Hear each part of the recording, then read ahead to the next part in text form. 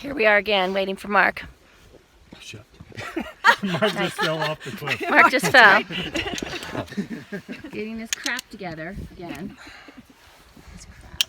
Yeah, but you want to see the picture, don't you? Yeah. Yeah. Yeah. Hurry up, Mark. But hey, can I see it? Can I see what I look like? Yeah. Yeah. Making fun of the photographer always, right? Yeah. We'll take that. Boom, boom, boom, boom, boom.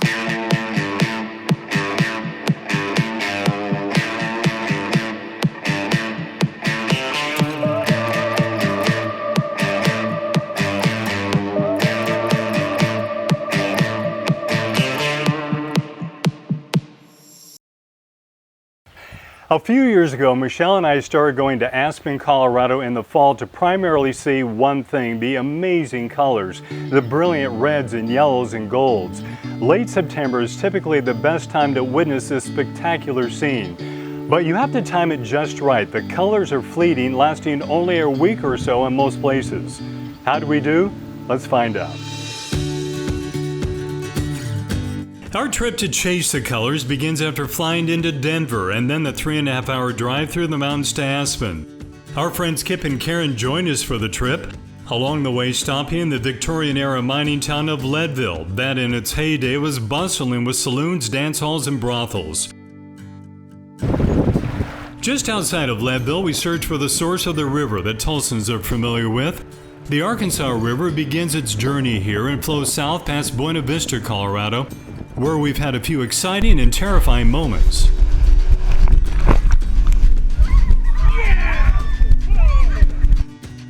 Our next stop is Twin Lakes, a beautiful recreational spot nestled below Independence Pass and under the shadows of Colorado's tallest mountains. One of the treats for driving to Aspen this time of year is going across Independence Pass. This scenic road is one of the highest in North America. That snakes its way along the Continental Divide at more than 12,000 feet above sea level. If you're driving, keep your eyes on the road. Now that it's fall, it won't be open much longer. After a quick 2-mile-high selfie, it's on to Aspen.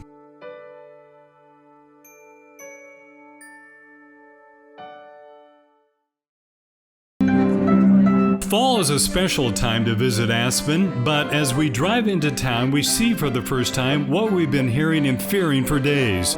The peak colors are late this year, as much as 2 weeks late.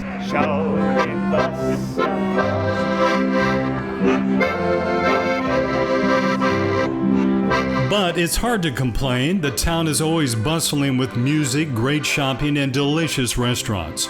Before winter sets in and the weather is still warm, there's plenty to do outside. Our youngest son Tommy and his girlfriend Ines join us, and we find a brand new rooftop bar called the Wet Deck at the recently opened W Hotel. And we aren't the only ones enjoying what Aspen has to offer. These two cubs and their mama were strolling through at 10 in the morning. Look at all the people in the background who have no idea what's going on. The bears get a police escort out of town. It's also a chance for Michelle to show off her t-shirt.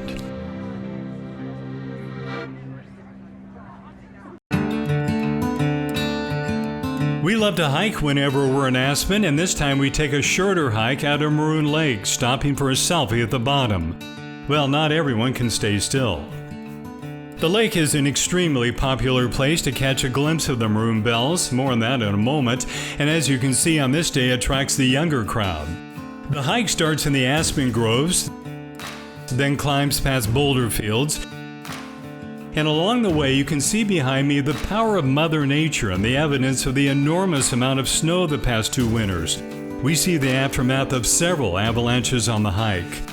No snow on today's hike, but 2 years ago at this time on another popular trail near Aspen up to Cathedral Lake, a much more difficult one, we encounter an added challenge, a snowstorm. Okay, we're 1,000 feet up from where we started. Now we're about 11,000 feet up. Not kidding. Headed up this way. Started snowing. Gorgeous. Last night. And it's really snowing now. And we've got another 1,000 to go. And I'm looking up here and I can see the hikers above me and it's gonna be hard. Stop hiding. Come on. He's scared of me. On. I keep yelling at him. There's a lake up there. So they say. You can never accuse me of being lazy. We'll get a good picture up there if we don't freeze. Woo. First day of October. Yeah. Fall just started. Yeah. And it's winter. Yeah. Yay. Rocktober. Yeah, yay. Rocktober. The Rockies. Rockies, yeah. yay. We made it through the snowstorm to Cathedral Lake, quickly documented it. Okay, we made it. Okay. It's like going to the Grand Canyon. Okay, let's go. And headed back down for a warm car. The views up here today are breathtaking and much warmer. The mountain peaks and changing colors are reasons why Colorado is one of our favorite places to visit. So many photo opportunities for me and opportunities for Michelle to make fun of me. Here we are again, waiting for Mark. Yeah. Making fun of the photographer always, right? Sassy. Yeah, we'll take that. Boom, boom, boom, boom, boom. The altitude's getting to him. And out of all those rocks we passed along the way, Michelle finds something to remind us of Oklahoma. What'd you find there, Missy? I found a rock that we think looks like Oklahoma. So. Oh boy, can't get away from the Okie State. So this is Kip and Karen getting ready to go on their little jungle cruise. We're in Disneyland! Woo!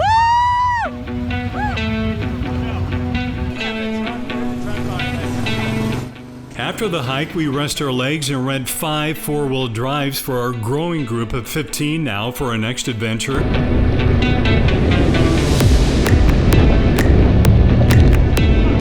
We drive about an hour and a half to Marble, where we swap out our car rental for an ATV. Marble to Crystal Mill is barely 5 miles, but there are 5 miles you feel in every bone of your body. On this last day of summer, it's a cold morning, just north of 30 degrees. That's son Tommy driving, Michelle in the middle. Look to the left of me. That's how close we are to the end of saying goodbye to this world. We see the wreckage of one rusted out vehicle at the bottom of the canyon that got a little too close to the edge. It's a road less traveled that's quickly becoming more and more traveled as Crystal Mill has become one of the most photographed sites in Colorado. Along the way, rock fields on one side and a river on the other. It's a beautiful drive that's better enjoyed if you're the passenger and not the one behind the wheel. After about 45 jarring and occasional death-defying minutes on the road, there it is. Since 1892, sitting on its perilous perch on a rock ledge over the Crystal River, framed by beautiful aspens and a backdrop of stunning mountains. If you get a chance to see this remarkable reminder of our past, by all means do it, whether by foot, horse, or vehicle. Just make sure it's a four-wheel drive because it's an adventure that will certainly rattle your bones. My body is going to ache today, tonight, tomorrow, yeah, This week. this week. A trip to Aspen in the fall isn't complete without a visit to one of the most photographed scenes in the world this time of year. But that means waking up early, very early. This was 2 years ago, and once again, Michelle made fun of me. Okay, it's 5 o'clock in the morning, and we're taking off to go up to the Maroon Bells so that we can get that shot. You know, that morning shot that everybody wants. The sunrise. It won't sunrise for 2 hours, but here we go. But Michelle won't be joining me this morning. She'll be in bed for another 3 hours. I'm on the road to the Maroon Bells, about a half-hour drive from Aspen, but with each turn in the dark, I have that feeling it's not only early in the day, but too early to see the fall colors at their best. It's 4:30 a.m. Sun won't be coming up for at least 2 more hours, but I won't be the first one here, not by a long shot.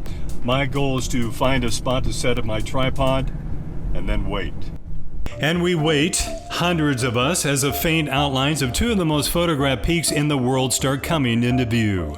As 7 a.m. approaches, I attach a GoPro on top of my camera to capture a time lapse of the morning light hitting the tips of the Maroon Bells, but clouds prevent that from happening. Not quite the picture-perfect shot I got 2 years ago. This is then and now. Still one of the most beautiful scenes in one of our most beautiful states. And yet another friendly poke from Michelle when she joins me hours later. So Mark gets up here at 4 a.m. Just so you know, the mountain doesn't move. It's still here. Yeah, but the sun does. Okay? It's still pretty. The sun moves. So we get up here at 8. Winning. The sunrise brings some added drama for the photographers. There are 2 marriage proposals on either side of me.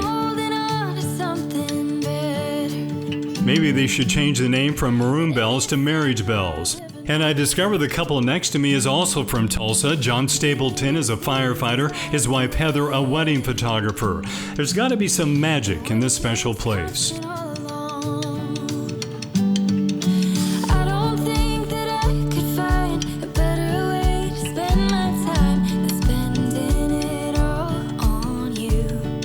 There's really no shortage of special places like that. They're everywhere. After all, it is fall in Aspen, and the golds and yellows and reds are beginning to explode like fireworks. It won't last long though. The rockets of color will blaze bright and then burn out. A few days, maybe a week or 2, and it'll be over. But oh, the entertainment they give us as we head down the road. Just don't forget to hang on. It's quite a ride.